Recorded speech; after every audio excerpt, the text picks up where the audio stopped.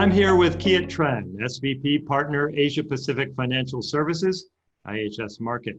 First of all, congratulations on winning the Market Data Provider Award this year. What an interesting year it's been. Kiet, what are your predictions in terms of how your clients are pivoting their businesses in APAC? First off, Steve, I want to thank you for the award. Especially, I want to thank our team for all their hard work and commitment. This award is a testament to all their hard work. So thank you to our teams across Asia Pacific.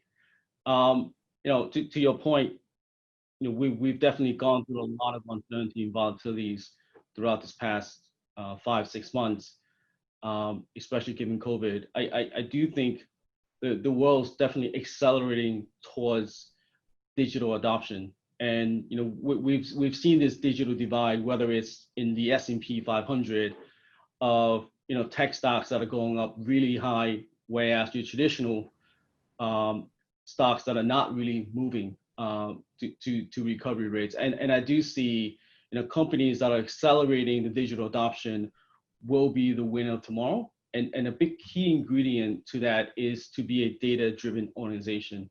What we're seeing especially from COVID is everyone's working remotely. So how do you communicate in a remote environment? How are you making decisions around investment strategies, portfolios, and risk when a lot of the traditional indicators are now becoming lagging?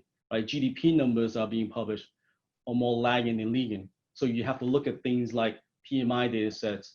And so from our perspective, we are seeing a shift towards digital, but then also a shift towards rebalancing the portfolio.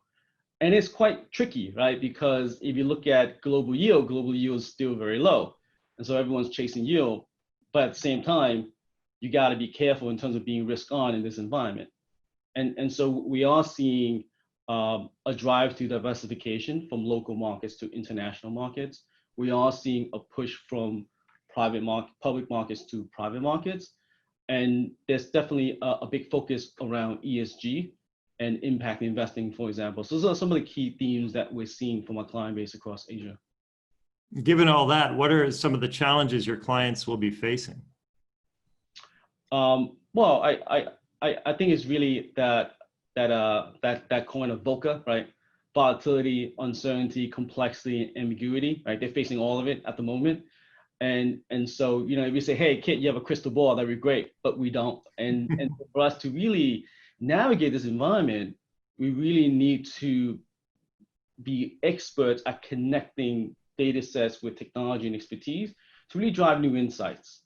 And that's I think is the biggest challenge, is to get the institution and the organization ready to be a real data-driven organization. Okay, great. Another question, how does IHS Markit evolve the market data solutions, and are there any key considerations you'd like to highlight? There definitely are a few things I would love to highlight. I think, one of the things that we are seeing is, if you look at the Western market, let's look at the US market, 75% of corporate credits are funded by the capital markets. In Asia, 80% of corporate credits are funded by banks. And so there is a need for banks to de-risk and distribute. And so for that to happen, you need a much more robust, much more liquid, much more diverse capital markets. We are seeing that evolution, but for that evolution to continue, you need really strong localized data. So we are investing heavily into localized capital markets data across Asia. As I mentioned earlier, there is definitely a focus around ESG. So we are building on more ESG focused data sets and also ESG focused indices. And lastly, and most importantly, to my point about being a data-driven organization, we are rolling out our technology capabilities to help firms become a much more data-driven organization, especially with things like our data lake. And one of the biggest challenges we see many firms go through is, someone has an idea. By the time they source the data, organize the data, make sense of it, the idea is gone. So how do you optimize the time value to ideation?